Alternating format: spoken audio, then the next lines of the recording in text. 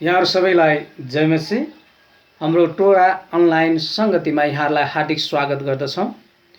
अनि टोडा अनलाइन सङ्गति हेरिरहनुभएका आदरणीय दाजुभाइ प्रभुका जनहरूलाई मेरो एउटा अनुरोध छ, तपाईहरू हामीसँग मिलेर प्रभुको सेवामा अगाडि बढौँ।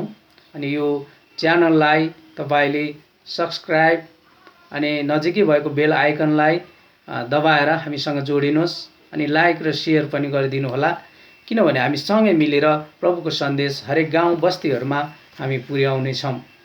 प्रभुलाई धन्यवाद होस्। आजको यो समय तपाईहरूलाई हार्दिक स्वागत गर्दै आजको खण्डतिर म डोर्याउन चाहन्छु। आजको खण्ड छ यूहन्ना 3को 3 पद म यहाँ पढ्नेछु। यहाँ येशूले यसरी भन्नुभएको छ, येशूले तिनलाई जवाफ दिनुभयो, साँच्चै म तिमीलाई भन्दछु, कोही नयाँ गरी जन्मेन भने उसले परमेश्वरको राज्य देख्न सक्दैन। आमेन। यहाँ दुईजना व्यक्तिको संवाद छ। एकजना येशू प्रभु हुनुहुन्छ भने अर्को निकोदेमस भन्ने एउटा व्यवस्थाका अर्थात् महासभाका एउटा सदस्य हुनुहुन्छ। अनि उहाँहरू बीचमा कुराकानी भइरहेको छ। निकोदेमसले एउटा अनन्त जीवन पाउनको लागि के गर्नुपर्छ गुरुज्यू भनेर सोधेको प्रश्नमा येशूले भन्नुभयो, कोही नयाँ गरी जन्मेन भने त्यो परमेश्वरको राज्य त्यसले देख्ने छैन भनेर। त्यसकारण आज नयाँ गरेर जन्मेकाहरूको लागि अनन्त जीवन छ, हैन? जो नयाँ गरेर ख्रिस्टमा जन्मिन्छ त्यो नयाँ जीवन छ। त्यस कारणले गर्दा आज तपाईँ र मैले किन नयाँ गरेर जन्मनु पर्छ त भनेर तपाईँ र म एकछिन हाम्रो बाइबलको खण्डहरूलाई हामी हेर्नेछौँ। किन हामी नयाँ गरेर जन्मनु पर्छ त? आखिरी हामी जन्मिसकेका छौँ, किन नयाँ गरी जन्मिनु छ त भन्दाखेरि हाम्रो प्रभुका दास दाउदले भन्दछ, म जन्मदै पापी थिएँ, मेरी आमाले मलाई गर्भधारण गरेदेखि नै म पापी थिएँ। अनि रोमीको पुस्तकमा 3:23 भन्दछ, किनकि सबैले पाप गरेका छन् र परमेश्वरको महिमासम्म पुग्नदेखि चुकेका छन्। रोमी 3:23। किनभने नयाँ गरेर किन जन्मनु छ भने हामी मानिसहरू पाप स्वभावमा जन्मेका छौँ। हामीले धेरै अपराधहरू हाम्रो जीवनमा छ। यो पिता पुर्खादेखि नै हामीले बोकेर ल्याएका छौँ। आदम हाम्रो पुर्खा हो, पुर्खाको रगतमा नै पाप बगेर आएको छ। त्यसको कारणले त्यसको पाप क्षमा गर्नको निम्ति अनि यी मानिसहरूलाई परमेश्वर र मानिसको सम्बन्ध नजिक हुनको लागि परमेश्वरले आफ्नो एकमात्र पुत्र हाम्रो निम्ति दिनुभयो। यहाँ यसरी लेखेको छ, किनभने परमेश्वरले संसारलाई यस्तो प्रेम गर्नुभयो कि उहाँले आफ्ना एकमात्र पुत्र दिनुभयो, ताकि उहाँमाथि विश्वास गर्ने कोही पनि नाश नहोस् तर त्यसले अनन्त जीवन पाओस्। आमेन। यो हेतुले कि मानिस पापी भएको कारणले गर्दाखेरि प्रभु येशू ख्रिस्ट चाहिँ यस संसारमा आउनु पर्यो। हिब्रूको पुस्तकमा तपाईँले हेर्नुहुन्छ भने साँडेको बोकाको रगतले हाम्रो पाप पखालिँदैन थियो। हाम्रो अपराध र पाप पखालिनको लागि चाहिँ मानिसलाई मानिसकै रगतको आवश्यकता थियो। भेडा बाख्रा र बोकाको रगतले मानिसको पाप पखालिँदैन थियो। त्यसकारण प्रभु येशू ख्रिस्ट यस संसारमा आउनुभयो, हाम्रो निम्ति क्रुसमा बलि हुनुभयो, ताकि उहाँको बलिदानद्वारा हाम्रो सम्पूर्ण अपराधहरू क्षमा गर्नुभयो, हाम्रो अधर्म र पापहरूलाई क्षमा गर्नुभयो र हामीलाई अनन्त जीवन दिनुभयो, ताकि कहिले पनि नाश नहुने जीवन दिनुभयो, हामीलाई त्यो मृत्युमाथि विजय दिनुभयो। त्यसकारण येशूले भन्नुभयो, जब तिमी आत्माद्वारा जन्मिँदैन अर्थात् नयाँ भएर जन्मिँदैनौ, अर्थात् नयाँ स्वभावलाई तिमीहरू धारण गर्दैनौ, तबसम्म तिमीहरूले अनन्त जीवन पाउँदैनौ। उहाँको उद्देश्य, उहाँको बलिदानको उद्देश्य चाहिँ हामी संसारमा भएको हरेक मानिस जातिले चाहिँ उद्धार र मुक्ति पाउन् भन्ने हेतुले उहाँ बलिदान हुनुभयो। त्यसकारण आज तपाईँ र म ती पाप भएको कारणले गर्दा ती पाप स्वभावहरूलाई त्यागेर ख्रिस्टको स्वभावहरूलाई धारण गर्न आवश्यक छ। अर्थात् जो ख्रिस्टमा छ त्यो नयाँ सृष्टि हो।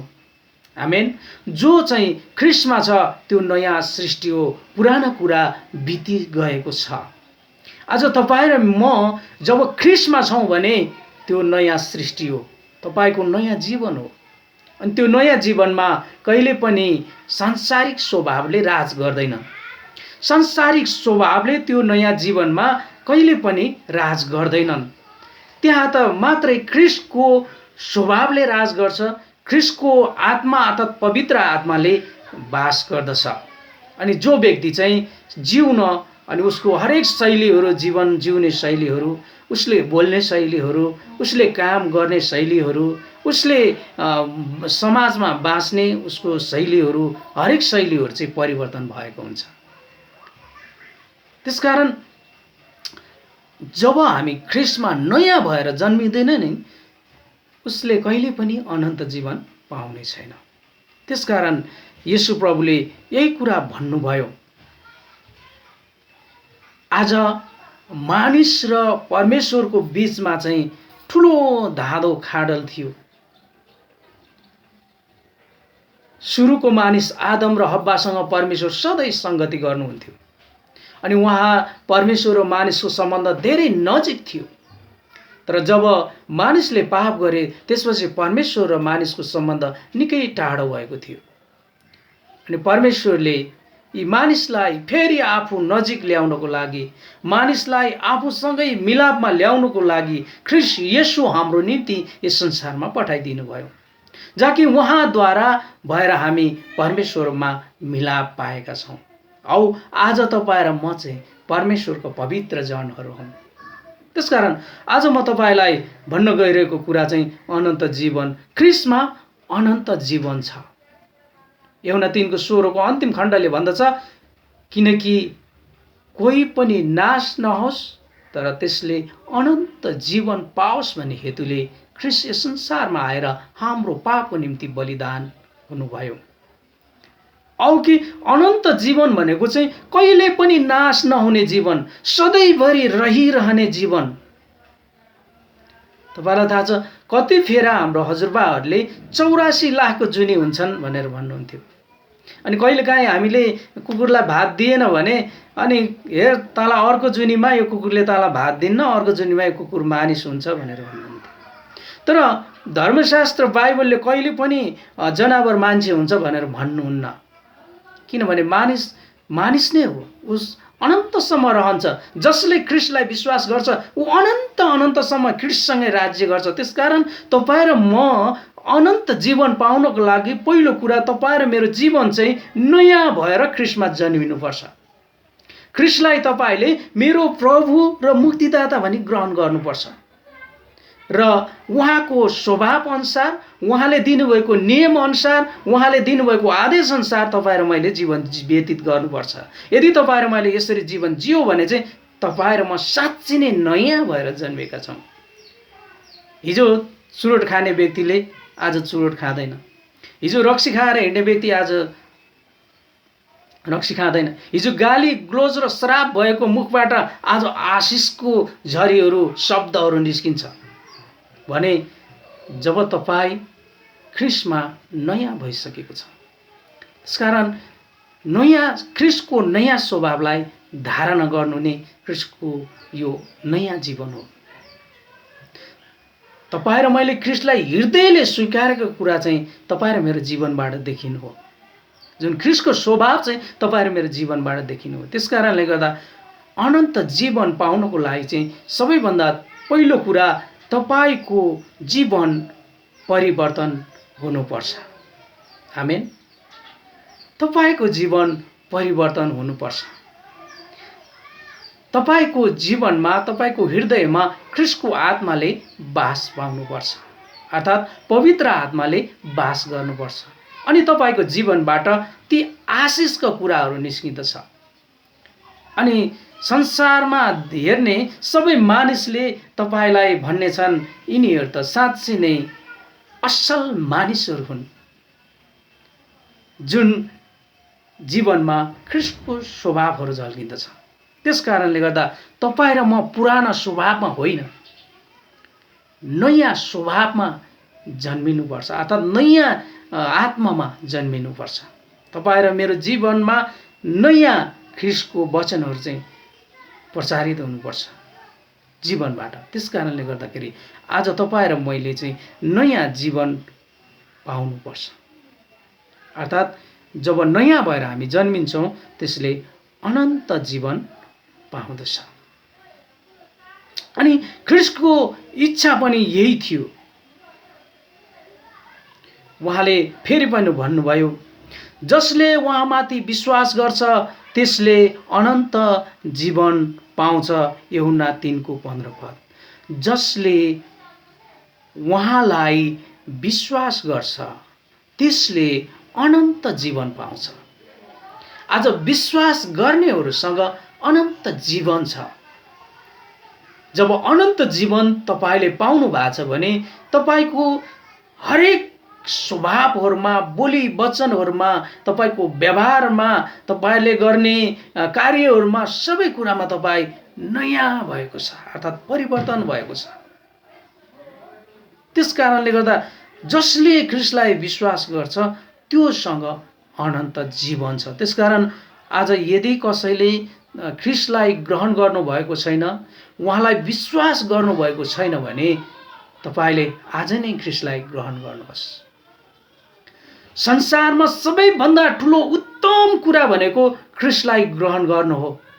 जो चाहिँ संसारको कुनै पनि धन सम्पत्तिले, संसारका कुनै थोकले ती कुरा पाउन सक्दैन। त्यो चाहिँ अनन्त जीवन हो, अनन्त अनन्तसम्म बाँच्ने जीवन। त्यसकारण जसले ख्रीष्टलाई विश्वास गर्दछ उसले अनन्त जीवन पाउँदछ। यसुले भन्नुभयो, चोर त मार्न र नाश गर्न भनेर आउँछ, तर म त तिमीहरूले जीवन पाउन् र प्रशस्त मात्रामा पाउन् भन्ने हेतुले आए। यूहन्ना 10:10। ख्रीष्ट संसारमा त्यसै आउनु भएन, तपाईँ र मेरो अनन्त जीवन अर्थात् प्रशस्तताको जीवन दिनको लागि आउनुभयो। उहाँले कुनै पनि शर्त तपाईँ र ममा राख्नु भएन। त्यसकारण आज तपाईँ र मलाई जीवन दिन आउनुभयो ख्रीष्ट। अब जसले ख्रीष्टलाई विश्वास गर्छ उसँग अनन्त जीवन छ है। उहाँले भन्नुहुन्छ, जीवनको रोटी म नै हुँ। उहाँ चाहिँ जीवनको रोटी हुनुहुन्छ, जसले भोकाउँछ हैन। जो भोकाउँछ जब ख्रीष्ट कहाँ आउँछ भने त्यो तृप्त भएर जाँदछ, किनकि त्यो कहिले पनि नाश नहुने जीवनले तृप्त हुँदछ।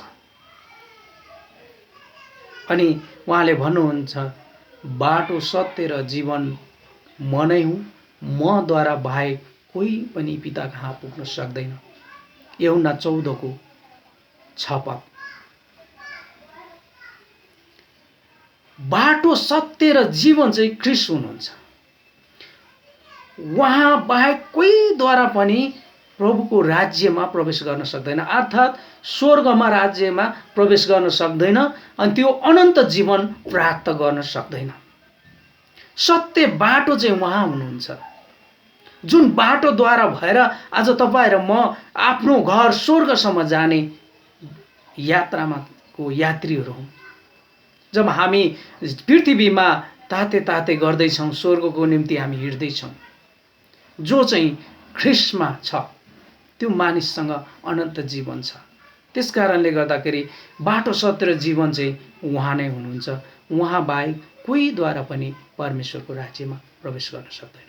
त्यसकारणले आज म तपाईहरुलाई भन्दछु, यदि तपाईले ख्रीष्टलाई ग्रहण गर्नुभएको छ अनि विश्वास गर्नुभएको छ तापनि तपाईको जीवनमा कुनै पनि नयाँ कुराहरू परिवर्तन भएको छैन, नयाँ कुराहरू आएको छैन, तपाईको जीवनको परिवर्तन भएको छैन, तपाईको स्वभाव परिवर्तन भएको छैन भने तपाईले एकचोटि विचार गर्नुहोस्, के साँच्चै तपाईले ख्रीष्टलाई ग्रहण गर्नुभएकै हो त?